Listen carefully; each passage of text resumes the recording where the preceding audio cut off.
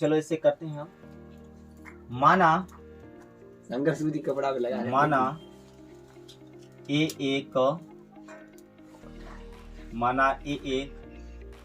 धनात्मक, माना ए एक धनात्मक सम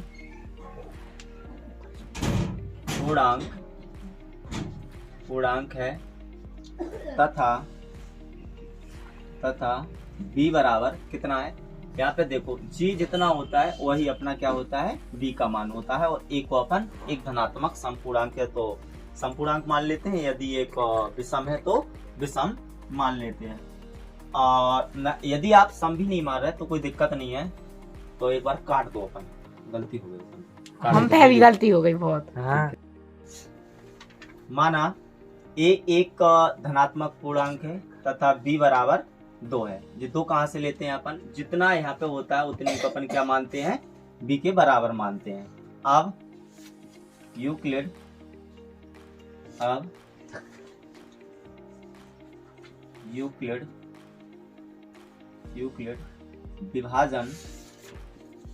विभाजन प्रमेयिका से, यूक्लिड विभाजन प्रमेयिका अपनी है a बराबर बी क्यू प्लस आर, जहां r बराबर कितना होगा अपना, r बराबर इससे कम, यानी कि 0 और 1। कैसे, यदि हम b बराबर लेते हैं जैसे 2 और यहाँ पर a एक अपना क्या है, धनात्मक पूर्णांक है, यदि हम इसमें भाग देते हैं a में तो ये आएगा अपना q, और जबकि जो शेषफल बचेगा r वो या तो इसके बराबर या इससे नहीं, इसके बराबर नहीं, इससे छोटा ही छोटा रहेगा। इसलिए जो r के मान है वो अपने क्या आएंगे, 0 या 1। तब या फिर इसलिए a के संभव मान क्या होंगे अपने, यदि देखो यहाँ पे a बराबर, यदि आप 0 रखते हो, यहाँ पे क्या रखते हो, 0 रखते हो यहाँ पे, और b का मान रखते हो यहाँ पे, तो a बराबर कितना हो जाए, b बराबर है अपना 2 और q का q प्लस और r के प्लेस पे 0, तो a बराबर 2q। और यदि r बराबर 1 हो अपना, तो a का जो मान होगा a बराबर 2q प्लस 1। यदि a बराबर अपना कौन सा हो, 2q है तो यह एक सम संख्या होगी, तो यह एक सम संख्या होगी, क्योंकि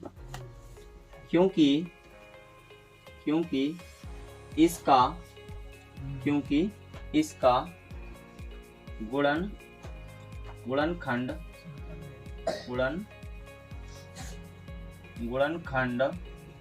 2 है। अतः हम कह सकते हैं, अतः कोई भी धनात्मक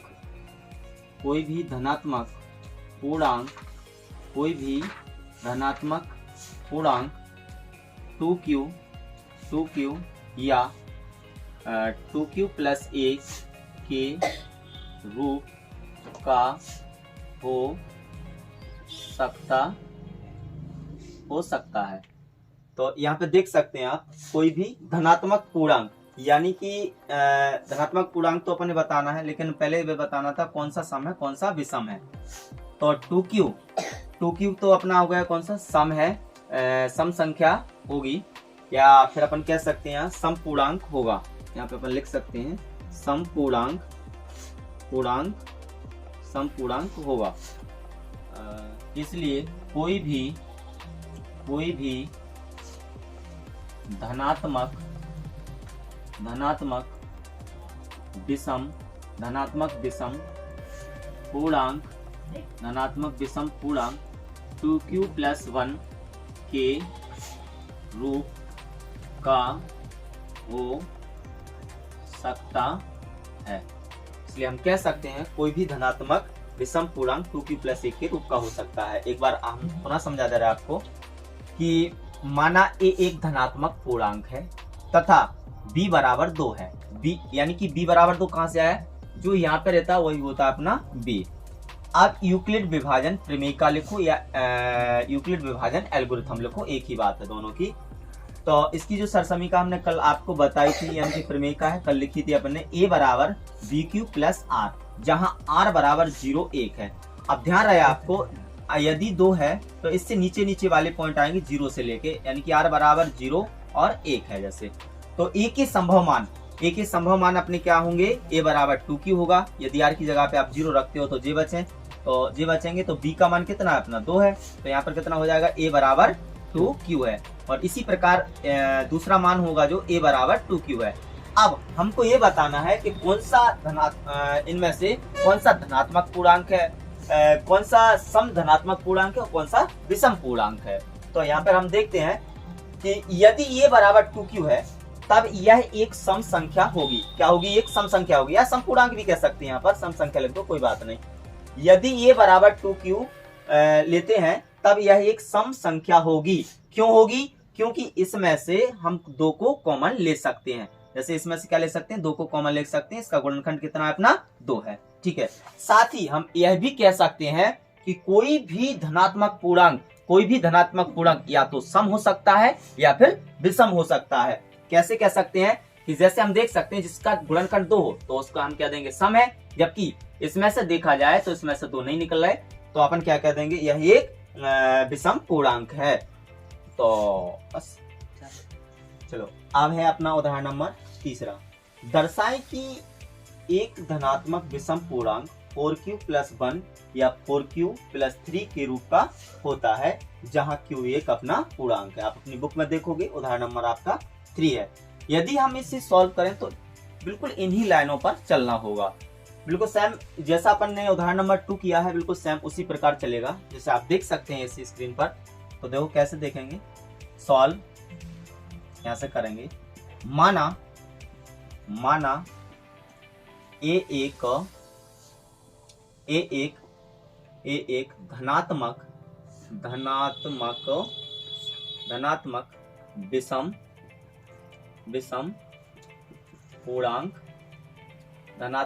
पूर्णांक है। माना ए एक धनात्मक विषम पूर्णांक है जहां b बराबर कितना होगा आपका, उसमें भी बताया था। देखो यहाँ पर कितना है, 4 है, यहाँ पर 4 है, तो हम क्या मानेंगे, b बराबर 4 है। अब यूक्लिड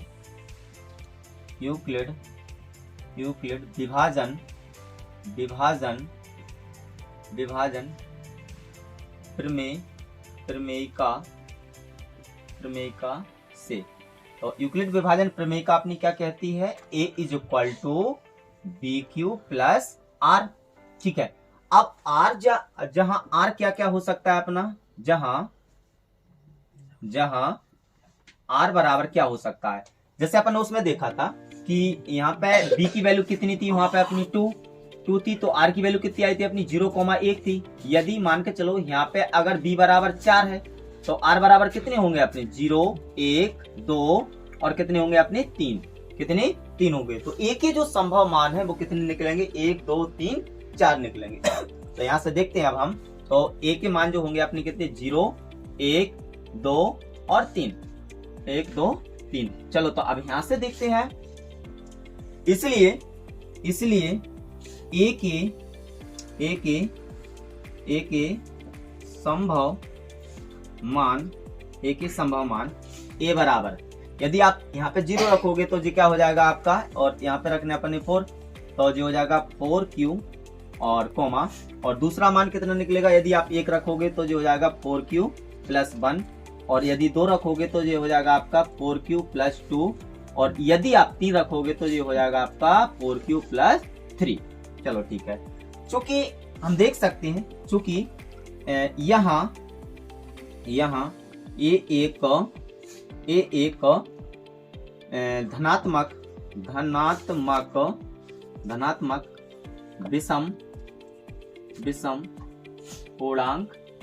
विषम पूर्णांक है। इसलिए यहाँ पे देखो ये वाला तो विषम हो नहीं सकता, ये तो सम है, में से 2 कॉमन आ रहा, 2 को गुणनखंड है और ना ये हो सकता है। तो यहाँ कह सकते हैं ये एक विषम धनात्मक पूर्णांक है, इसलिए 4q प्लस 2 के रूप का नहीं हो सकता,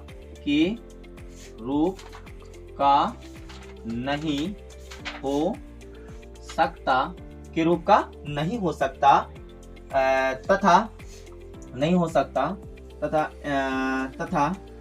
कोई भी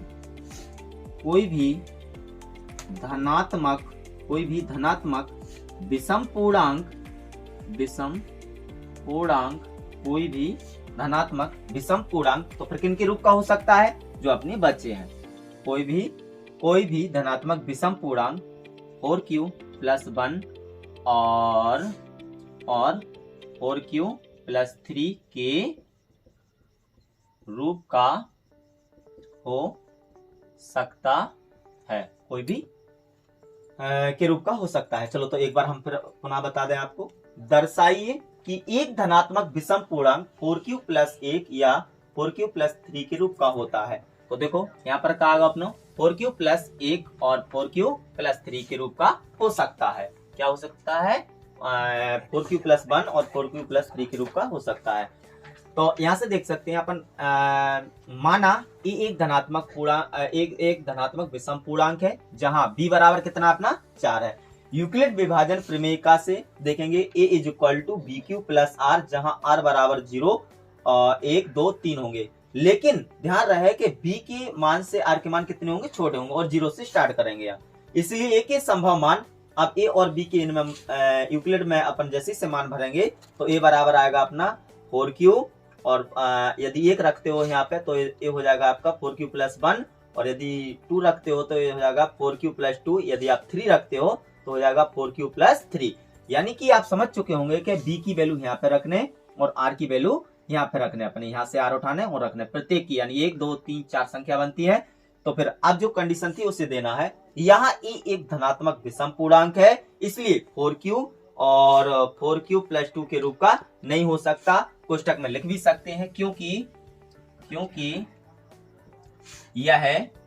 यह 2 से भाज्य, या फिर आप लिख सकते हैं विभाज्य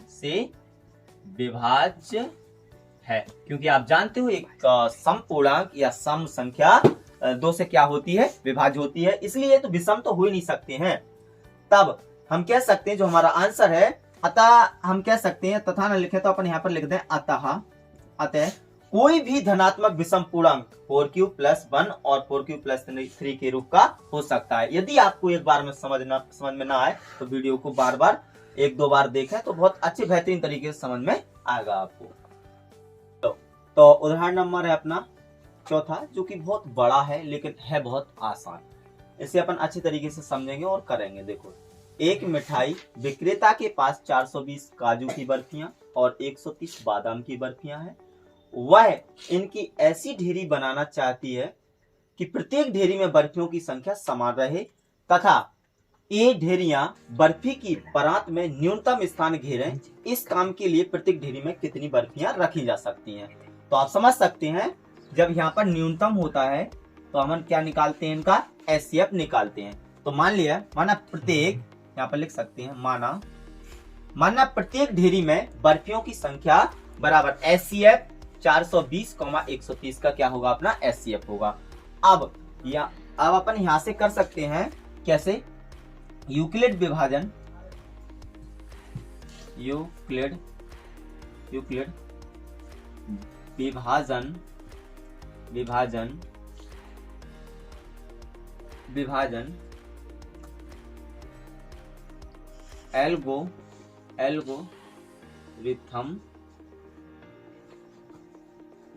एल्गोरिथम से।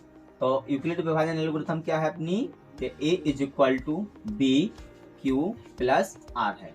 ठीक है, जहां क्या होता है अपना r इज इक्वल टू 0। अब आप एचसीएफ तो हमने एक उदाहरण भी करवाया था आपको, बहुत अच्छे तरीके से समझाया था, लेकिन एक बार और इससे अच्छे तरीके से समझा दें कि चूंकि यहाँ पर आप देख सकते हो कि 420 आपका बड़ा है किससे, 130 से, तो अब इससे अपन गुणा करेंगे। तो पहले इसका एचसीएफ यहाँ पे अपन भाग विधि से निकाल लें, फिर हम आपको यहाँ पर यूक्लिड विभाजन से समझा देंगे। अब 130 में कितनी 130 का कितनी बार भाग दिया जाए कि 420 से ज्यादा ना हो। तो हम देख सकते हैं 13 39 या लगभग 3 बार जाएगा। देख लें एक बार, 3 0 और 3 त्रिका 9 और 3 एकम 3। यदि हम 4 बार करेंगे अधिक हो जाएगा इससे, 0 में से 0। यदि 12 में से अपने 9 जाते हैं तो कितने बचते हैं, यहाँ पर अपने 3 बचते हैं। कितने बचते हैं, 3, और एक इसमें से ले लिया था, यहाँ पर 3 है तो यहाँ से कट जाएगा। अब एक यानी कि 30 का देंगे अब इसमें, तो 130 यानी कि 30, 3 त्रिका 9, 9 30 27 ज्यादा हो रहा है अपने, तो कितनी बार जाएगा, 3 3 चौको 12 यानी कि 4 बार 120 है। अब यहाँ से अपन यानी यहाँ बचेगा अपना कितना 0, और यहाँ पर कितना बचेगा आपका 1, और यहाँ कट गए। अब देख सकते हैं अब 10 का देंगे अपन 30 में, तो 30 में यदि हम 10 का देंगे तो 30 हो जाएगा, और यहाँ पर आएगा अपना 0, और 0 आ जाता है जिससे अपन भाग देते हैं, वही उसका क्या होता है अपना HCF होता है। चलो तो अब यूक्लिड विभाजन में कैसे करें इसको रखें। एक कौन होता है जो सबसे बड़ा होता है यहाँ, तो 420 बराबर बी की वैल्यू छोटी 130, कितनी बार गुणा किया, 3 बार, 3, कितना शेषफल बचा आपका, यहाँ पर देख सकते हैं 30। फिर क्या होता है अगले स्टेप में, ये वाला ये बन जाता है अपना, और ये आ जाएगा अपना यहाँ पे बी के इस स्थान पे। अब आपने कितनी बार किया, 4 बार, प्लस देखो 4 बार किया था, शेषफल कितना बचा आपका 10। आप क्या करें, 30 बराबर यहाँ पर आपका आ जाएगा 10 गुणा, आप फिर कितनी बार किया, 3 बार, 30, और यहाँ पर क्या आ जाता है अपना 0। तो यहाँ देखो जो यहाँ पर होता है वही HCF होता है, हमने पहले भी बताया था आपको, और भी एक्सरसाइज में आएंगे तो वहां पर अपन देखेंगे। तो यहाँ पर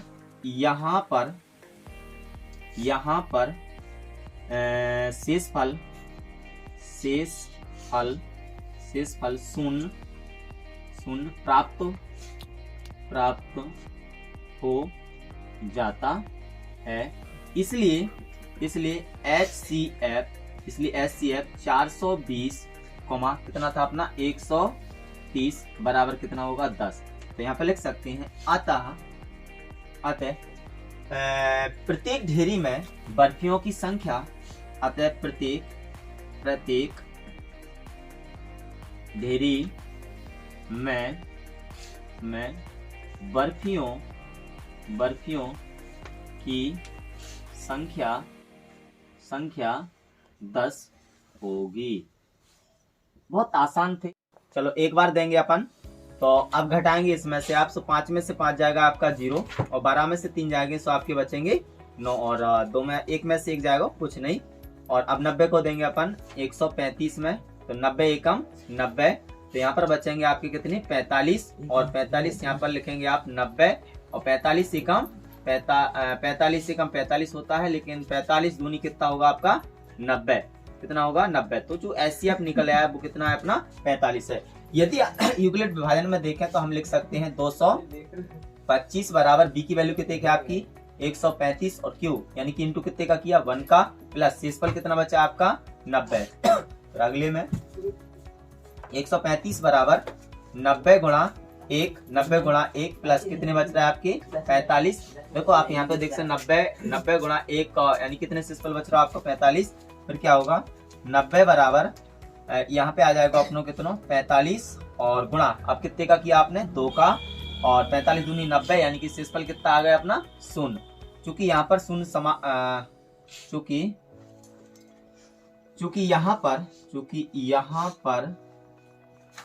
पर शेषफल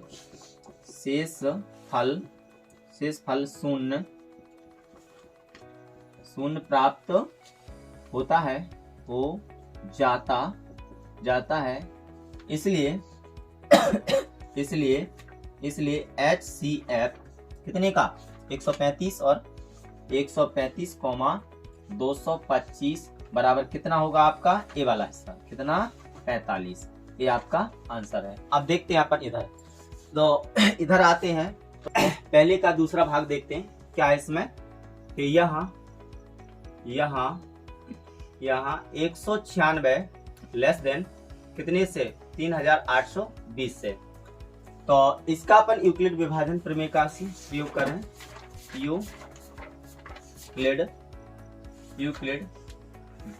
तो यूक्लिड विभाजन एल्गोरिथम से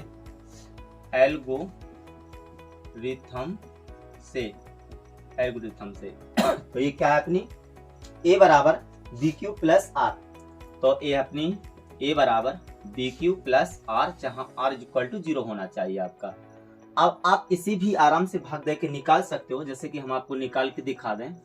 38,220 में भाग देंगे अपन कितने का, 196 का। चलो देते हैं।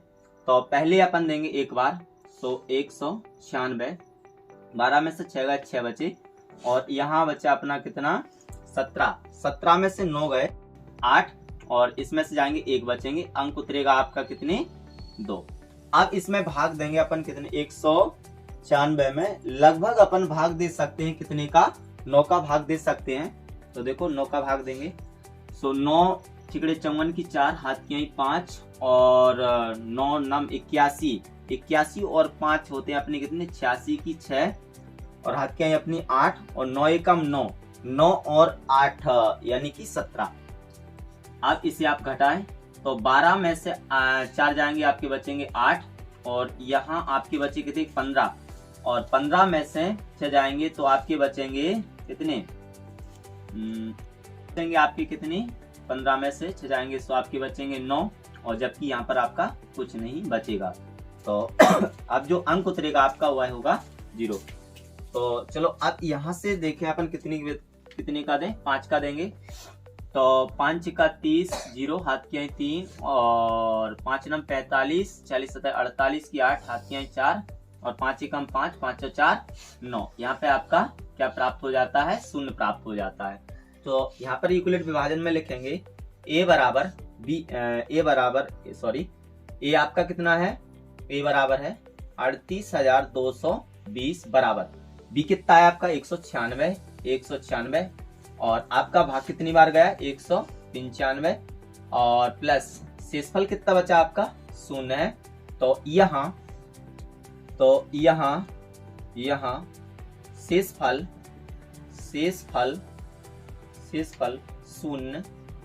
0 प्राप्त हो जाता है। इसलिए HCF 196,38,220 बराबर कितना होगा आपका, ये वाला 196। तो ये होगा। चलो आप देखते चलो तो यहाँ पे अपन देखते हैं कि यहाँ पर आपको क्या नजर आ रहा कि 867 बड़ा है 255 से, 867 बड़ा है 255 से, इसलिए अब हम लगाएंगे यूक्लिड विभाजन एल्गोरिथम से, यूक्लिड विभाजन एल्गोरिथम से। तो ये होती है आपकी a बराबर बी क्यू प्लस आर, जहां आपका r होना चाहिए 0 के बराबर जब तक खोलेंगे। तो इसे ऐसे अपन भाग देंगे, तो यहाँ पर हो जाएगा अपना 867, a की वैल्यू बड़ी होती है, बराबर b 255, और गुणा यहाँ पर भाग दे रखा है हमने, तो देख सकते हैं आप यहाँ पे 255 का सबसे पहले दिया अपन ने कितनी बार, 3 बार, प्लस r कितना आया अपना 102, तो यहाँ पे लिख सकते हैं आप 102, फिर क्या हो जाएगा आपका 255 बराबर, और शेषफल कितना बचा आपका 102 है, और यहाँ पे गुणा आप कितनी बार दिया बचता अपना शेषफल जो है वो कितना बचेगा आपका, यहाँ पर देख सकते हैं आपका 51 बचेगा, और अगले स्टेप में 102 बराबर 51 गुणा 2 प्लस 0। तो आप देख सकते हैं कि अब आपका शेषफल 0 प्राप्त हो गया है यहाँ पे। तो अब ये एक लाइन आप लिख लेना स्वयं, अब तो आप बहुत होशियार हो चुके होंगे। यहाँ पे HCF कितने का 867,255 इज इक्वल टू कितना होगा आपका 51। तो इन सभी सवालों को आप इस प्रकार से अच्छी तरीके से समझ सकते हो और देख सकते हो। यदि आपको समझ में नहीं आए तो आप कमेंट्स में हमें जरूर बताएं, और इसके जो आने वाले जो जितने भी क्वेश्चन हैं वो कल हम आपको अगले वीडियो में अपलोड कर देंगे, क्योंकि अभी वीडियो बहुत लंबा होगा जिससे आपका समय इतना आप मोबाइल देंगे नहीं आपको घर के, और आपने बेहतरीन तरीके से देख नहीं सकते, इसलिए आप इनको इतने ही करें और अच्छे बेहतरीन तरीके से समझें।